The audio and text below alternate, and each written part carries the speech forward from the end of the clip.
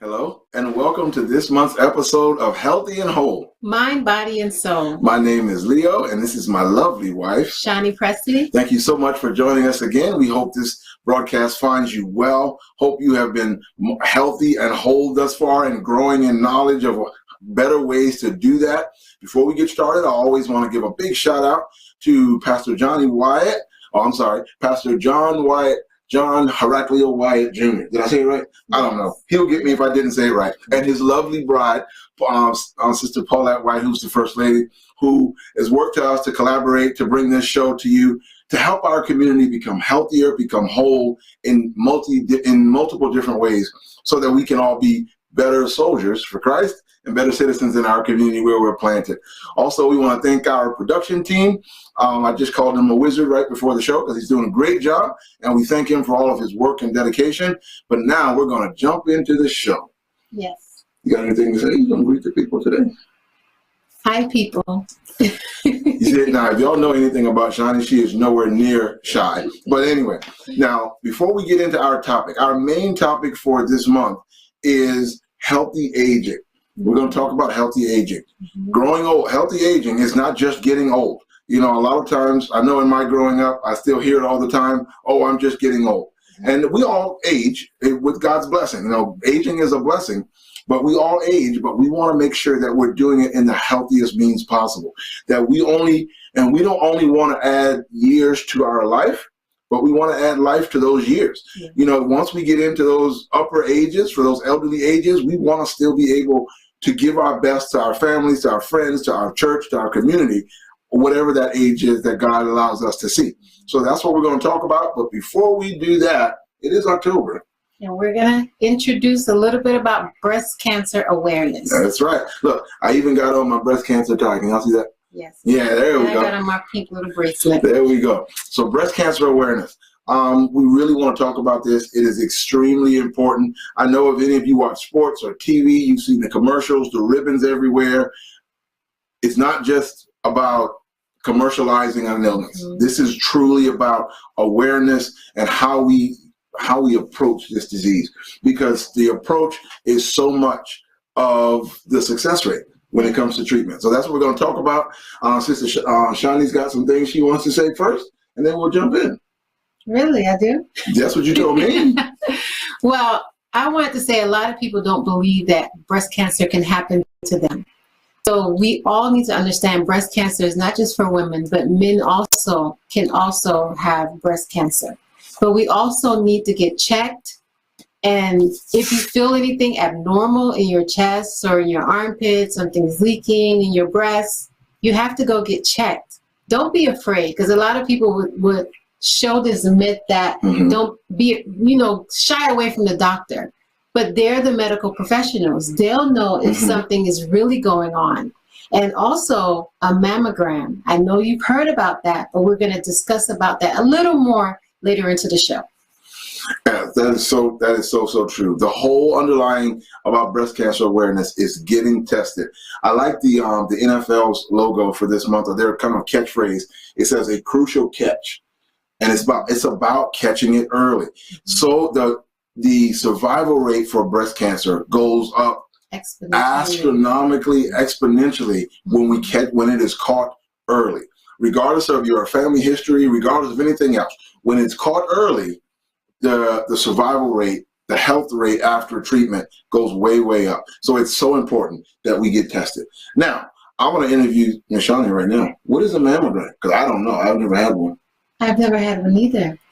And I'll be honest, the reason why I believe I didn't have one was because there wasn't a history in my family, and I didn't fit the age range. There's a certain age cutoff, just like men when they get their prostate cancer checked. There's a certain age that you have to go get tested. But a mammogram is a machine that you go into the doctor where they put a woman's breast inside of it and they press it down.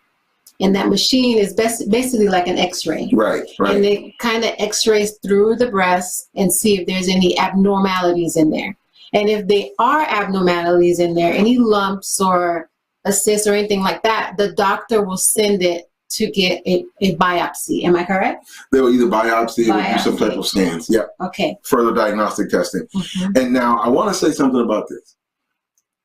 Shani said that she hasn't had a mammogram because you don't have an immediate family history. Yes. Now, that is significant. Having an immediate family history, which means mother, sister, somebody really, really close, not like a aunt 3 times removed, but immediate family history doubles the risk of getting breast cancer. Yes. But here's the thing. Only 15% of people that are newly diagnosed have that history. See, and that's the thing that bothers me about certain tests. You know, you feel something is not going right and you ask the doctor and they may say, oh, it's okay. Let's just watch it. But you know something isn't right. You have to keep pressing. You have to press. 85% of all newly diagnosed breast cancers are in women or men that have no immediate family history. Now, again, if you have a family history, your risk doubles. And if you know you have that family history, report it to your doctor, because then they may be able to use exemptions to get you mammograms earlier. Yes. But that's only 15% of the cases. 85% never report an immediate family history of breast cancer. So what am I saying? If you do your self-exams, if you do go to your doctor regularly, if things begin to change about your body, do not sit back and accept well enough.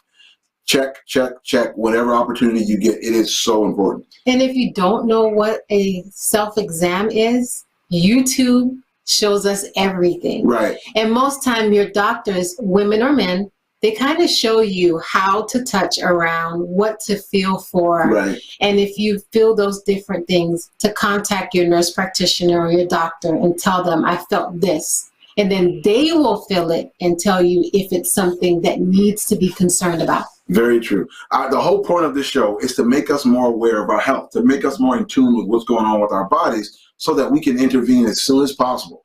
And breast cancer is no different. Do these self-exams. Remember when we had Dr. Sandra Ray Gordon on back during Women's Health Month? Yeah. She was very adamant that getting to your doctor, talking to your doctor through telehealth, through whatever means you have, is very, very, very important. Now, let's talk a little bit about the prevalence of breast cancer. In 2021, right now, 1 in 8 women will be diagnosed with breast cancer. 1 in 8. That's a high number. That's a high number. Now, men do get breast cancer, but that number is like 1 in 833. That's wow. So it's crazy rare in men, but it does happen. But women, 1 in 8 will be diagnosed. 1 in 8. Okay, that's a high number. So I'm not trying to. You guys are 100 times more. 800 times more. Yeah, 800 times less likely. Yeah, but women, get checked. Pay attention. Do not just say, oh, I'll wait and see if it changes. I'll wait and see if it goes away. It is very, very important for you, for your family, and your loved ones to get checked early. Get checked often. As soon as you're eligible, do it every year. Make sure it's a part of your yearly exams. Check, check, check, and check again. The awareness, the early detection is the best cure. You know, now, of course, they have the chemo treatments and the radiation and the surgeries. I was just about to ask, what are the different treatments that are available if a person does have breast cancer? I mean, then that's a great question. Of course, with every other cancers, they can do chemotherapy or radiation to try to target the abnormal cells, to kill those cells so they don't invade healthy tissue. In extreme cases, they can go in and do surgery where they do a lumpectomy. They remove the lump. If there is lymph node involvement, they may remove the lymph nodes. In some cases, they may do what is known as a radical mastectomy, where they take the entire breast. But if it saves your life, it may be worth a thought. Yes. It may be worth the consideration. But in order to avoid the mastectomy, potentially, to give yourself the best chance, to avoid the extensive chemos and radiation, get checked often and early. Because if you catch it early, they can treat it early, and it's a lot better outcomes in most cases. So, breast cancer awareness. It is October. It's time to pay attention. And not just in October. All right, we wear the pink in October, but I know you see the ribbons on people's cars who are survivors and that sort of thing. Every day, pay attention and make sure you get checked and don't ignore what's going on. Well, let me ask this question as well, a follow-up. When a person sometimes it's scary. Yes. You know, a lot of times when just people in general, if we don't say it, it doesn't exist. Right. If we don't say it, it might just go away. How do we help ourselves mentally get past that challenge, that wall, that block? It's very, very difficult. As you know, some of you may know, I know Shani knows this. At the end of last year, I had a different type of cancer scare. Yeah. And just with me knowing symptoms, just knowing that, it brings a level of fear. But I have to say, for me, that's where I started to rely on my faith. Because when I got to that point, I began to have to trust God to say, okay, God, if this is what this is, you've brought me to this point, and I will trust that you've made treatments available to me. You know, the doctors are God's tools. Yes. They're God's tools for us. Okay? All of this knowledge that has increased, it's not just evil stuff. God has given us access. The vast majority of us have access to some type of healthcare and intervention. So even when you start to have these weird symptoms, when you start to feel things that are abnormal, yes, it's fearful. But that's where the Bible tells us to be of good courage. Yes. Courage is not the absence of fear. It's the ability to move forward in the face of it. So God gives us courage. He doesn't tell us, you know, that you'll never feel fear, but take courage and move forward because I got you. And he'll lead, hopefully with prayers of the saints and your family, you get to the right doctor, they catch it early, you come to the right treatment, and now we've got a praise report. See, the great thing about that is you within yourself decided, I'm not going to hold this in my box. Right. I'm going to share it. Yeah, and I'm going to share it with people I trust. Very true. And then Very go true. to the next level and find a doctor that can help me understand what's going on with me. That's the difference between a lot of people. They're afraid to give that information because they feel like there's something wrong with them. Right. Right. You know? And it's not. I mean, I'll tell you like this. One of the biggest discrepancies, or what's the word I'm looking for? Oh, gosh. We'll stick with that word. One of the biggest discrepancies is that Black women are multiple times more likely to die of breast cancer than other races. But as to my knowledge, there's been no direct genetic link to support that. So, you know, so now I didn't say to contract breast cancer or be diagnosed. It said to die from. Yeah. That's us not wanting, being secretive, being fearful, not trust, and we have reasons not to trust the medical system. Yes. But listen, you've got two choices in this matter. If something's going on, you could either go get it checked out and hopefully get treated and be better, or you can let it take its natural course. And breast cancer is not something you want to take its natural course. Any cancer. Any cancer. It's going, the vast majority of time, without God's divine intervention, it's going to end your life. So I know it's scary. I know there may be some cultural boundaries or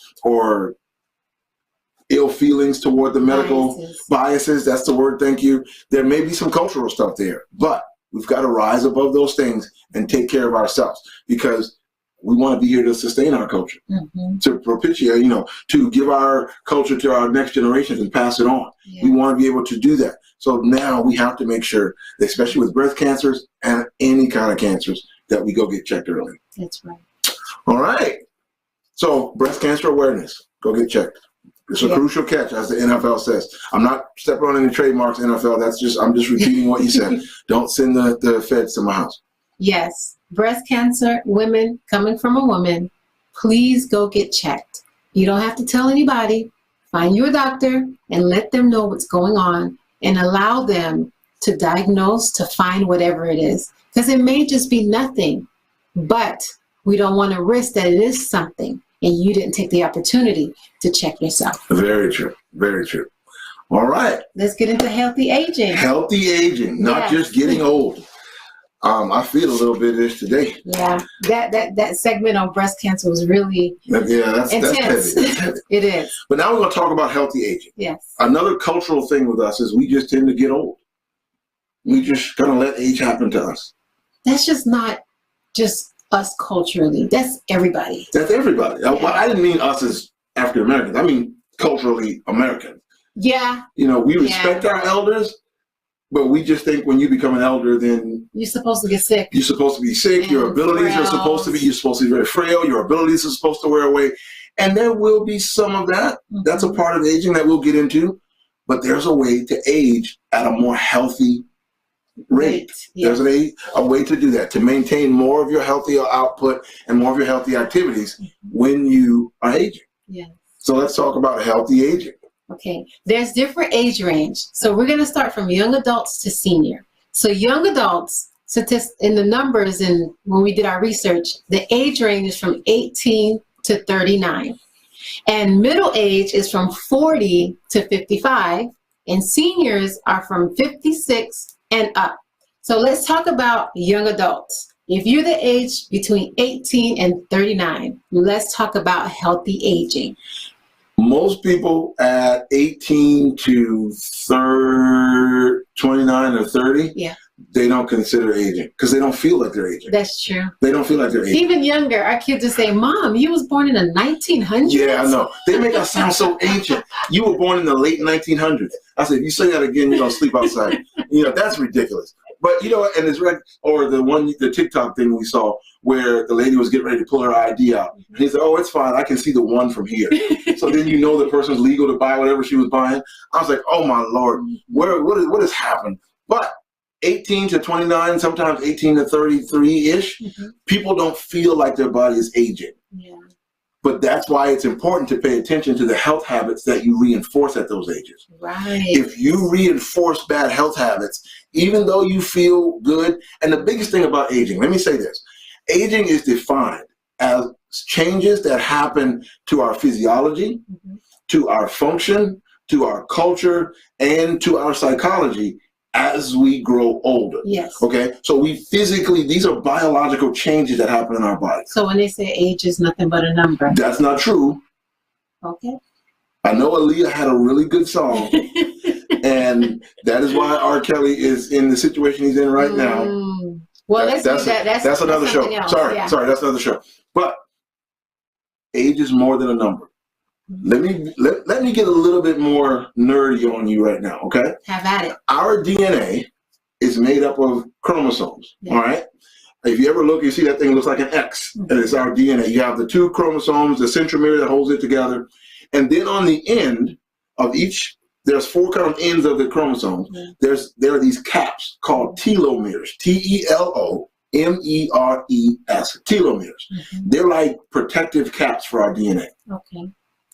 Studies have been done to say that the younger you are, the more robust those telomeres are. Okay. So as those telomeres are very robust, they have a great protective factor for your DNA. If your DNA is well protected, your cells replicate and divide very well. Your body has a lot of reserve capacity. Your body can bounce back. Your body's developing. It's growing. But now, and research has also shown, though, as we age, those telomeres slowly begin to wear away. As those protective caps wear away, so does the protective mechanism, some of the protective mechanisms for our DNA. And this is, now it's not 100% that, but this has been shown to have a high correlation to the physiologic changes we see with aging. Okay? So age is more than a number. Age is a biological process. Nothing stays the same except God. That's right. Mountains age, they erode. I was watching this thing, and again, hear me being nerdy. We were looking at the Pacific Islands, these videos of how Pacific Islands are made. Of course, we know the volcanoes come up from the mountain, the ocean floor, build on the island. But then you see these other islands that are just basically a circle of small islands. Yes. Those are the islands that were giant mountains too, but then they eroded back into the ocean. Okay. Nothing is permanent. And the same with the way our body works. But this is the thing. Just because our body works differently doesn't mean it can't be healthy. Yes. At its peak, at its particular age. At its fullest potential at that particular age. Yes. So, no, I will not be what I was at 22. I could run around. I was run around and play sports and do these things. And we were doing backflips, baby. Oh, sleep for 4 hours and get up and do it again the next day. Now, I go watch my kids do it, and I'm like, oh, Lord. We're exhausted. I'm exhausted watching them. But the thing is, what is optimal health? What should be my optimal level of functioning at 40? Soon to be 41. Y'all pray for me. Pray for me. You can't jump to you because I'm still a young adult. Because it says 18 to 39. I am 38 years old, so I am still a young adult. Oh, geez. So in your young adult age. Look, don't do that. we got to go there. Don't be petty. My petty box is full. It's running over right now. But anyway, yes, in my young adult ages, one of the biggest things we notice with aging that changes, the first thing we notice is we don't have the resiliency we had once before. Sleep was not a thing when I was a kid. Sleep was not a thing when I was in college. That's what allowed me to get through college. I can remember getting up at 8 o'clock, going to classes, going to baseball practice, coming home, studying late into the night at 3 o'clock in the morning, and then doing it all over again the next day. And yeah, when I slept, but I was never just felt like I was breaking apart. Okay? Talk about it as it pertains to a man. And then I will talk more about as a woman for me. Well, as a young adult, it didn't really affect me. I was able to work out. I built muscle. I was in great shape, even though my sleep patterns weren't great. My diet was definitely not the best. I still was able to do it because my body had a lot of resiliency, a lot of reserve capacity in that early young adult stage. I noticed when I started getting to 32, 33, 34, that the resiliency, the ability to do things and it seemed effortless was not as readily available to me. Yeah. I could still do those things, but for me, it felt like more effort. There was a perception that it was more difficult to do. That's normal. Okay? Your body's changing. The connective tissue in your body, your ligaments and tendons, they're not as elastic as they used to be. You're right. Okay? So when you move your muscles, they feel different because those ligaments, especially the tendons, there's small organs inside there that tell your body what position those muscles are in. Yeah. As those tendons change, so does the sensation from those ligaments. Yeah. So now the way you perceive your body is starting to change.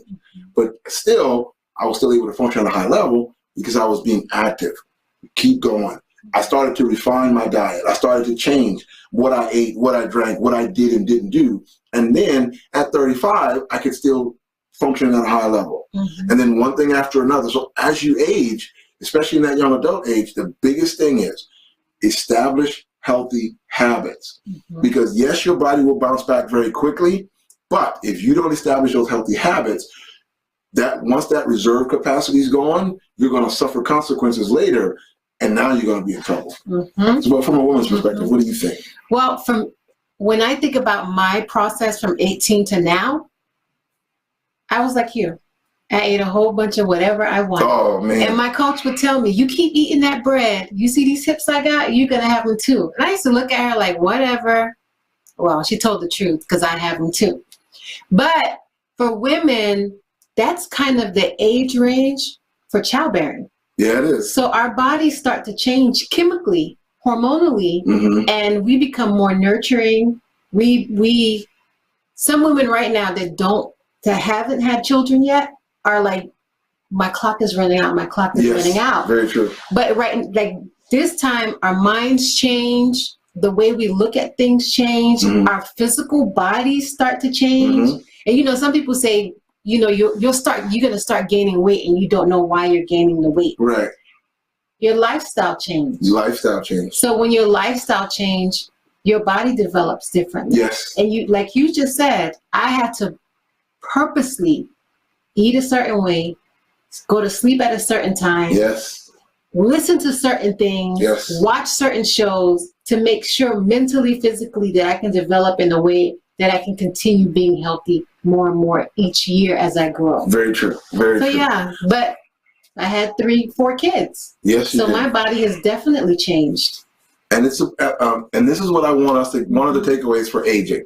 Your body is supposed to change. How can we be as healthy as possible as those changes come along? Now, you talked about, that's young adult.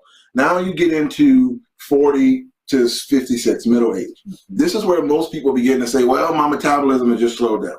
You said in the show that there was a scientific study that said that metabolism don't change. Not until around 60. But greater than 62 is when they began to see statistically significant decline in the rate of metabolism. So what's changing? You just said it. Eating. Lifestyle and lifestyle. Yeah. Everything that goes around lifestyle. Because now when you're 18 to 20, most people are still in their somewhat carefree stage. They're exploring, they're living life. They're doing what they want to do. You're grabbing whatever you can eat. Right. But your stress levels are relatively low for most people. That's right. Then when you get into 30s, maybe most of us have, been married or beginning to start a career. Now you start to accumulate stress. But you deal with it because, again, you've got that reserve. You can kind of go. You're climbing the corporate ladder. You're building a family. You're working in the church, but you've got that reserve. As you begin to age out into that middle age, and those physiologic changes start to decrease that reserve, and that stress level continues to elevate. Rise, now those lifestyle changes begin to really affect your health.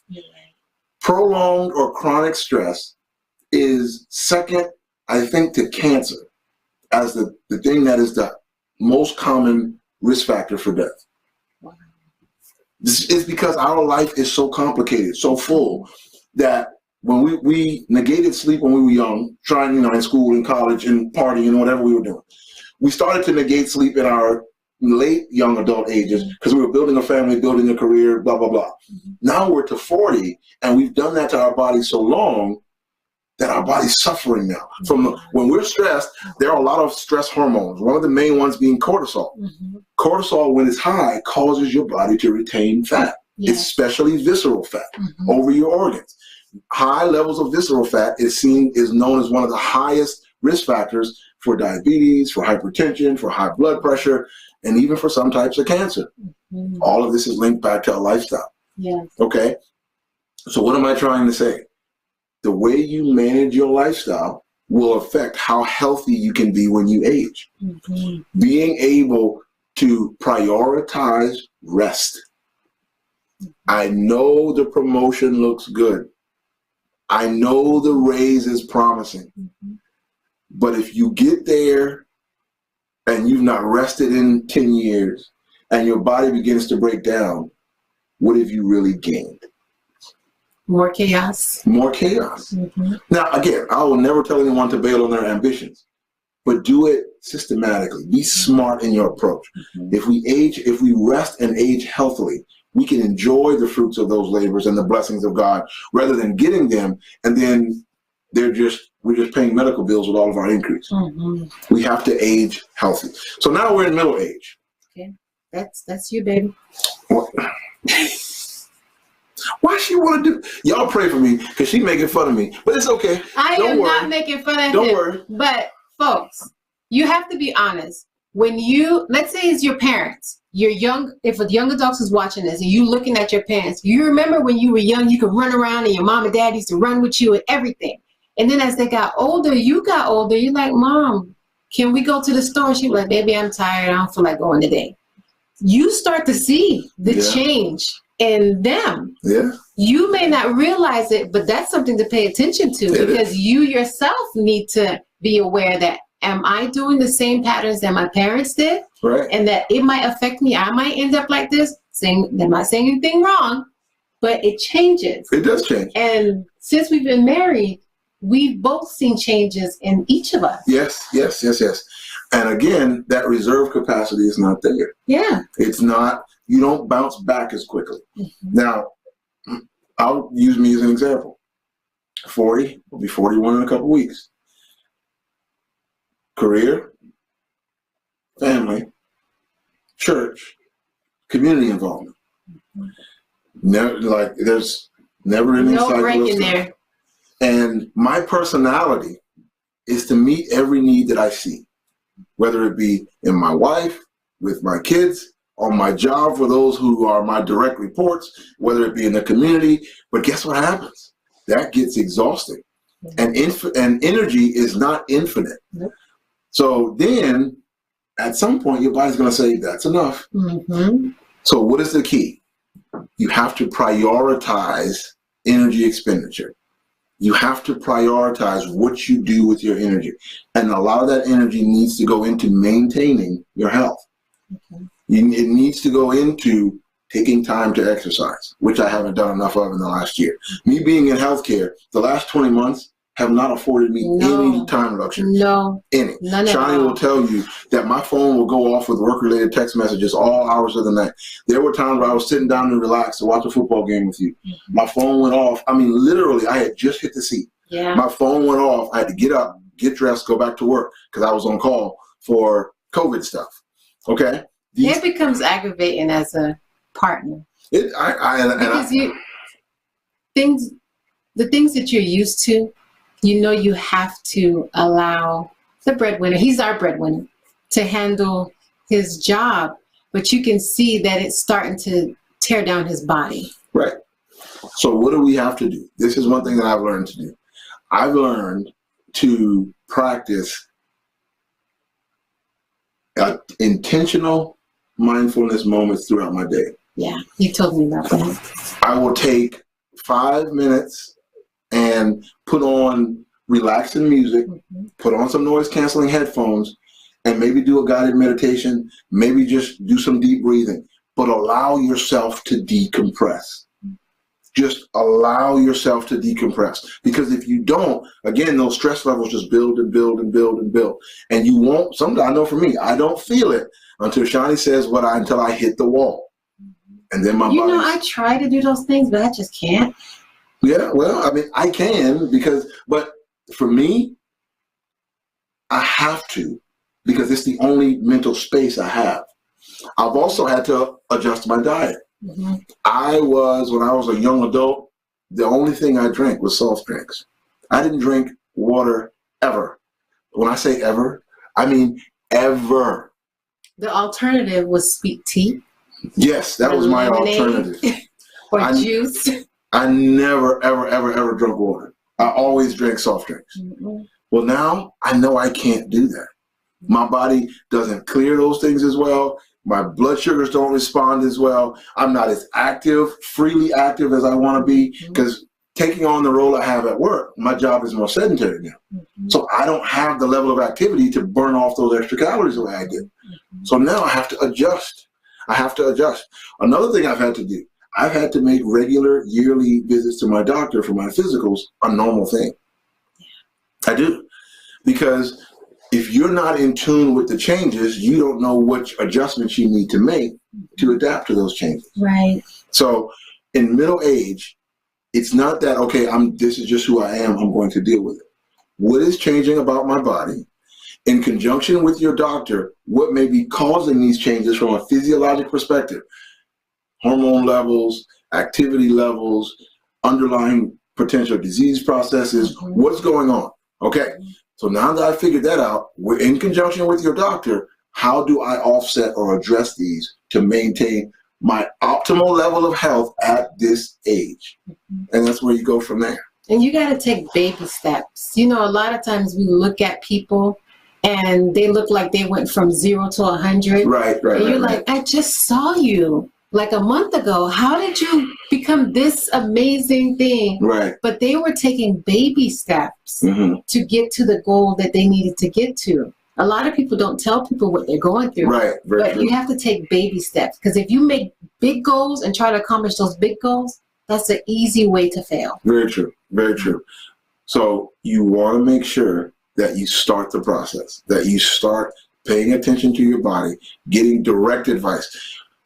I remember a commercial that I heard on the radio, I think, or maybe I saw it on TV, where this woman went into a restaurant and had all these specific things she wanted on her meal.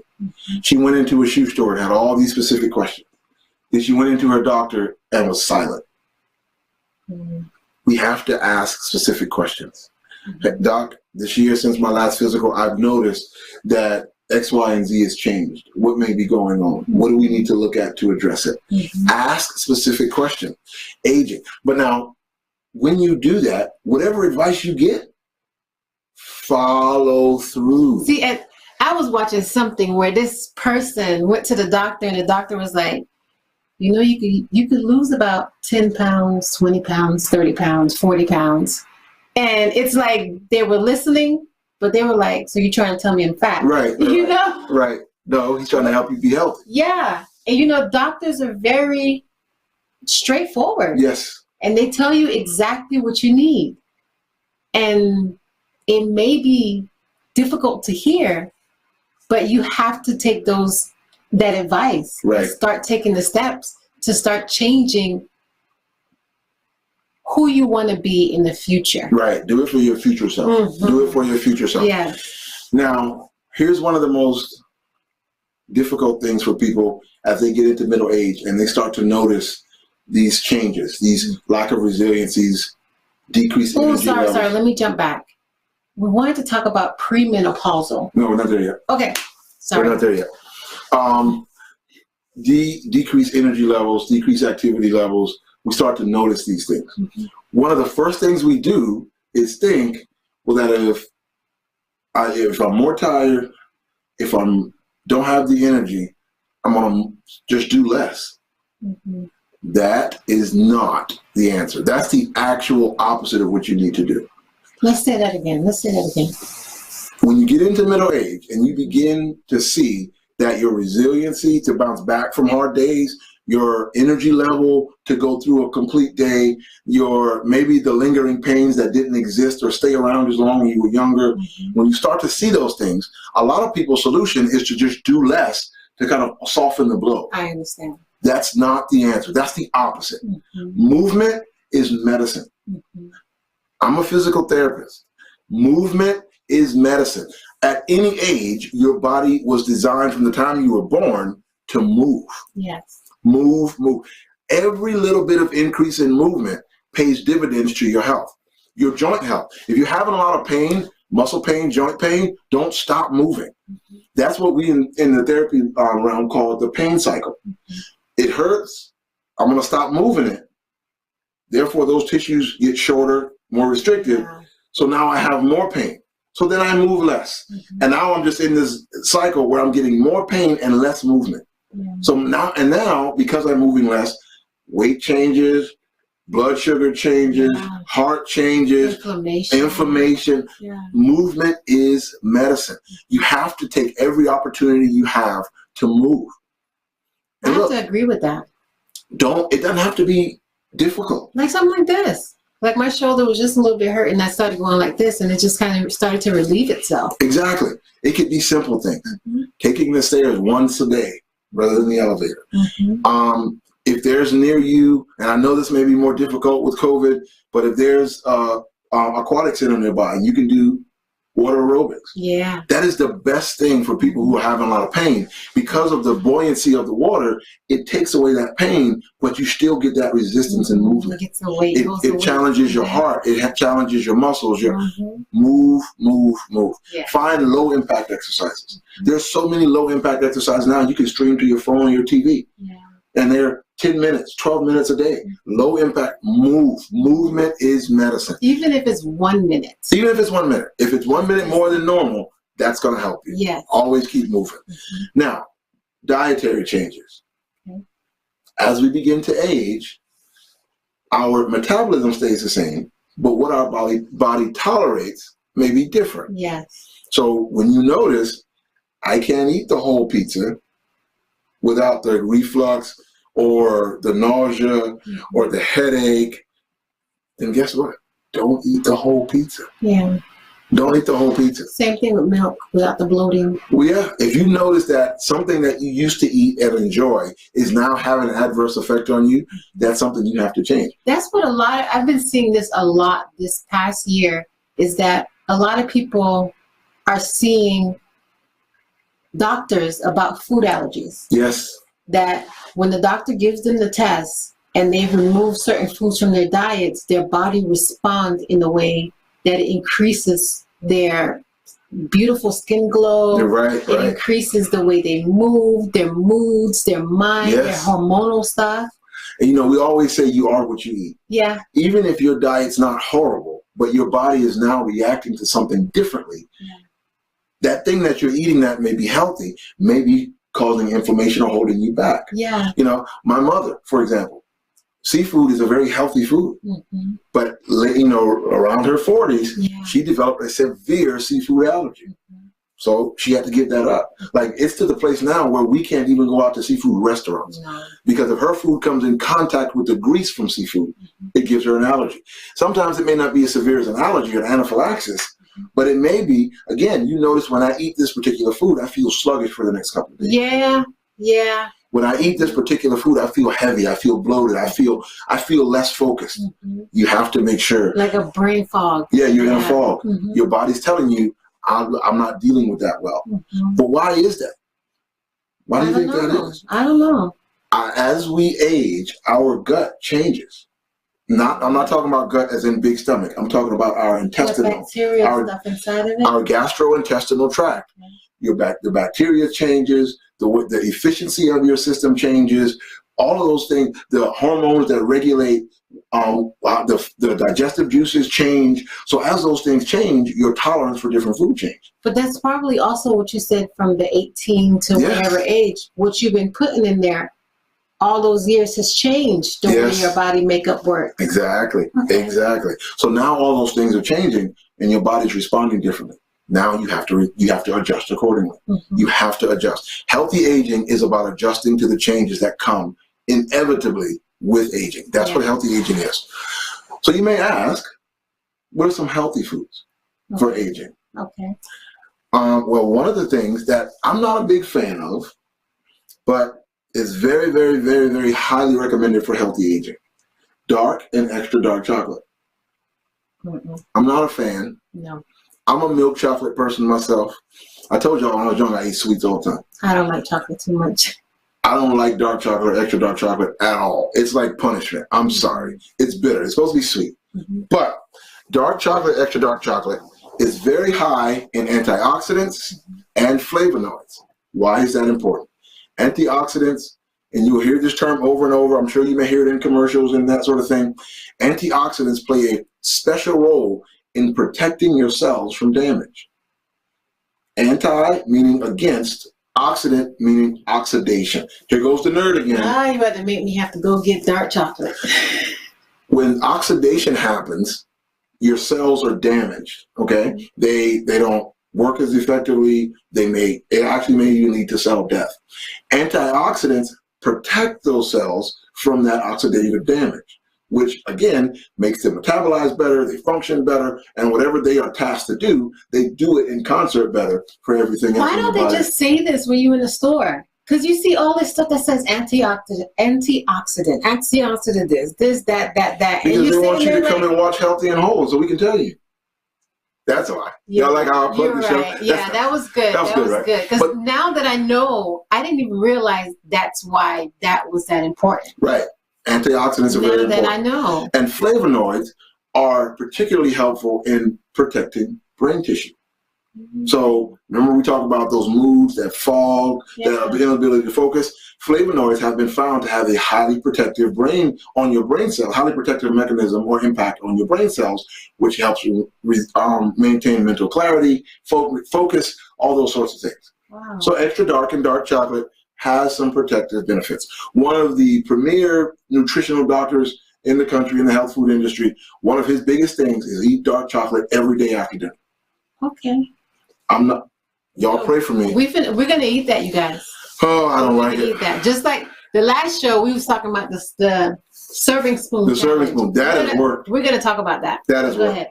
Now, another good food is, of course, everybody knows this, leafy greens. Leafy greens are high in folate or folic acid. You remember when you were carrying the kids, you got children, they tell you want to give them things high in folic acid. It's good for brain development.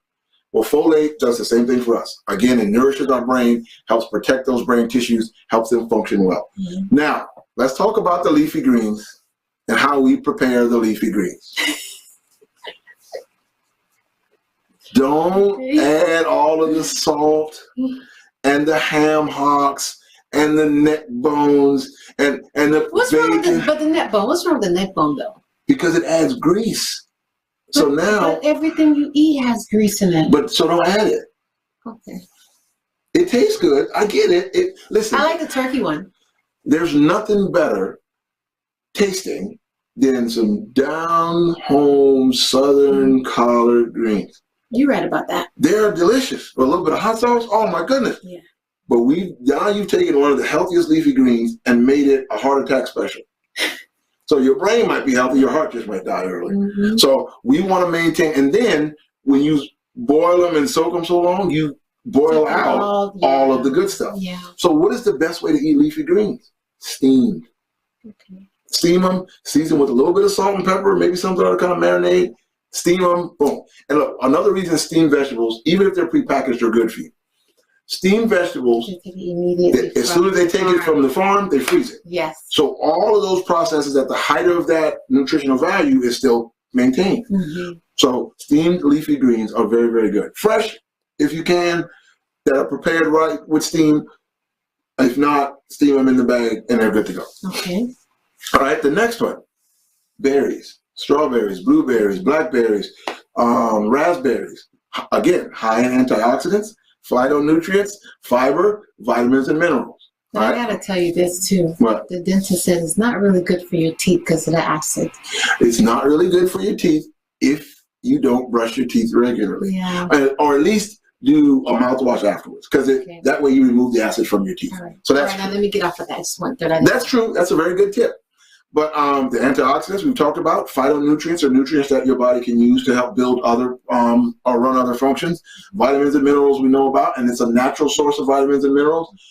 One thing about vitamins and minerals that you buy in the bottle, they are processed. They are contained. They have fillers. They have preservatives. They have some kind of compounding agent. Yeah. So they're not natural. When you eat berries, your body naturally absorbs it. Mm-hmm. The other big thing is fiber. Fiber is very good to maintain a healthy gut. Mm-hmm. And maintaining a healthy gut is imperative for brain function. Mm-hmm. All right? There's something called the gut-brain connection. If your gut is healthy, the bacteria are doing what they should do, your gut's clear, then your brain can get the nutrients it needs and it can function well. Mm-hmm. All right? And then finally, the last two, turmeric with black pepper. Okay. Mm-hmm. And in moderation, fermented foods, yogurts, kombucha, things like that. Okay. Now, if you ever start with the fermented foods and notice a lot of bloating, back off. Yeah. Okay. But you can do some of that as well. But all of these things offer lots of protective mechanisms, lots of uptake of nutrients, and lots of ways to keep your gut healthy that then support healthy aging. All right. Mm-hmm. So now, we're in middle age. We're eating right. We're adjusting as we go. We're talking to our doctor. Now we hit senior. Mm-hmm. We're coming up to senior.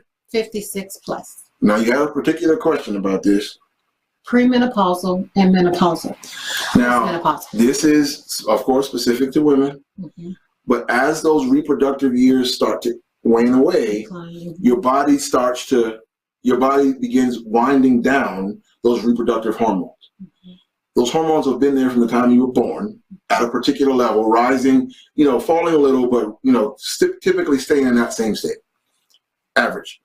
When they start to decline dramatically, hormones tells our bodies what to do. Yeah. They are the signal messengers. Mm-hmm. They are the chemical messengers of the body. Mm-hmm. So when those hormones go away, your body begins to do different things. It responds differently. Mm-hmm. One of the main things that people talk about with menopause are the hot flashes, premenopausal, menopausal, or post. Mm-hmm. Well, what's happening as those hormones ebb and flow, they cause your body to react. Mm-hmm. The pituitary gland is the one that helps, is kind of the thermostat for your body. So it responds, it's sensitive to those hormones. So as those hormones come and go, your body may be hot one minute, cold the next. Mm-hmm. Well, that's a menopausal thing. Mm-hmm. Your bone density begins to change. Hormones regulate what we call the osteo cycle. Your body is always remodeling bone throughout your life. You have new bone cells that are coming in and maturing and becoming the bone, old bone cells that are dying and coming away. Okay? As we age, the production edge of that slows down, but the dying edge of that remains the same.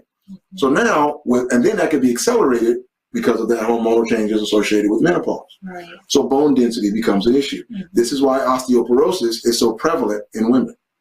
It's because as those hormonal changes happen, it accelerates or impacts that bone loss because of the hormonal change. So what can we do to help that? Movement. our bones, that cycle. Because it tells you that you're moving, so I need to get stronger. I need to be strong for support. Yes. Your body responds to the stresses you place on it. So resistance movement, weight-bearing movement, walking, standing, those sorts of things, it signals to your body that that bone needs to maintain its highest level of density. Okay. So weight-bearing, not just weightlifting. Now, if you can do weightlifting safely, that's great. But if you just do walking, things that are causing your body to bear weight, putting weight through your bones, it tells your body to continue making those bone cells. Okay? So, other things that happen. We've talked about the bone loss, we've talked about the hot flash and hormonal changes, but now you start to see the weight gain. You start to see some of the thyroid changes. You start to even see mental and mood changes. Yeah. Again, this is all hormonal.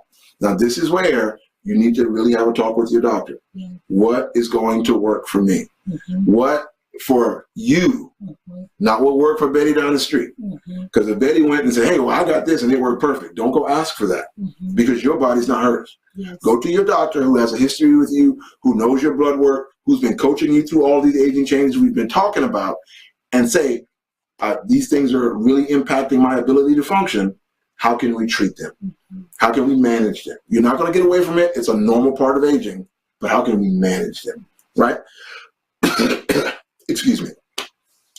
And then as you begin to manage them, now you will hopefully begin to integrate those treatment strategies, managing strategies, and regain some normalcy to your life. Yes. So that's the key. And now for seniors at large, the biggest thing is don't rust out, wear out. No, that means don't rust away, wear away. What does that mean? Don't stop going. One of the biggest mistakes seniors make is they begin, just like those in the 40s, they begin to stop doing things because it requires more effort. You may not, excuse me, you may not be able to run the mile, walk a half. You may not be able to jog up the steps, walk up. Because when you stop doing, especially in those senior ages, your body's reserve capacity is much more restricted. And it's going to revert to the simplest way of doing things. Your body's an economics machine. It's going to do what is the most convenient. So if you give it the path of least resistance, that's where it's going to taper you off. Whatever you are capable and able to do safely, continue. Not just physically, mentally. Mentally, yes. When you retire, don't just stop thinking. Find something mentally stimulating to do. Find something that will occupy your time. This is your time not to just not do anything. This is your time to do what you want. What you wanted to do. Because if you're retired and you've got income coming in and you don't have to answer to a boss directly, go find something that is really fulfilling to you and apply your mind. Because a mind left unapplied, those brain cells start to wind down. Those hormones, those activities, those neurons stop firing. Those synapses become a little less active because you're not using them. So mentally, stay engaged. Physically, stay active. And all in all, stay engaged with your healthcare provider. Yes. As changes come, adjust. And you can know you won't be at what you were at 20 or 30 when you're 75 or 65. You won't be the same. But you can be the best you at those ages that you can be. Yes. That's what healthy aging is about. It's about what is the best version of me at this age. The demands of my life, my desired function, how do I get there? With the help of God, with the help of my doctor, and with the help of my family members supporting me. Support, yes. That's what healthy aging is. Well, that's it, folks. That's it. That's all, folks. That's all, folks. Now, time for our daily wellness tip of the month. Let's talk about let's go back to our serving spoon. Serving spoon. Did you guys do the serving spoon challenge? I tried to incorporate it with one of my close friends, but she was like, "This is not enough food." Yes, this is not enough food. So if you didn't watch the last episode, what our daily tip was that month was typically when we cook with a prep spoon, we tend to use that spoon to measure out portions. That's the big spoon. The big giant spoon. Yeah. Or what we call the cooking spoon. The cooking spoon. Right? Correct. But what we decided to do is instead of serving portions with the cooking spoon or the prep spoon, actually get a serving spoon, which is a lot smaller, and use that to pull out our portions. And I've noticed a difference in our bodies in the house, but no one complained about the difference in food. No, they didn't. We didn't even realize it. Like the kids, I was giving them 2 of the serving spoons, and if they wanted more, they would go back and get more. But after they ate that meal, they were done. They were done. Mine, I was giving them big spoons, and they were like, I want more. Yeah. But now I started giving them a smaller portion, which children are supposed to eat a smaller portion anyway. Right. They were done. And then we started doing it with ourselves. I know for me, the good news is I lost 11 pounds. Yeah, I've lost, for various reasons, 18 pounds. Yeah. It wasn't just because of that, but 18 pounds. And that was 2 months ago we did the show about that. Yeah. 18 pounds. And I also added lifting weights onto my regimen too. But I've noticed that it's amazing how your brain will condition you to expect a certain thing. When you put that, when I would fix my food with the cooking spoon, there was at least 1, 2. So now I've got 2.5 times the amount I'm supposed to have. Yeah. Serving spoons, I might do 1, 2 visually because I see it's less. I might put 3, but it's still 50% less than I was eating the last time. Yes. So if you haven't done this yet, go to your nearest store, Walmart, Target, wherever you shop, and buy serving spoons and use that to prepare your food. And the other thing is, you have to cook at home to do this. You gotta cook. But you know what? People can do it with food that they buy out. Yeah, that's true. You can still use the serving spoon. Yeah, so if you go to Olive Garden or Chipotle, take out of that bowl. Don't do what I first did when I went to Chipotle and eat the whole bowl. I realized with the Chipotle bowl, with our eating habit changes, 3 of us can eat out of it, or 4 of us. Like I would eat, Christian would eat, and the twins would eat out of that one bowl. And me and Trey would share one. Yeah. Right. So that's our daily tip. We're continuing with the serving spoon challenge. Keep going. Leave some comments and let us know if you've done it. And we will see you next time on Healthy and Whole. Mind, body, and soul. Thank you to the 265 Church, to Pastor Wyatt and his wife, Sister Wyatt, to Brother Morrison and the production team, Sister Morrison, for the beautiful flyers and thumbnails. Thank you all. We'll see you next time. Take care and stay healthy, stay whole in mind, body, and soul. See you next time. Bye-bye.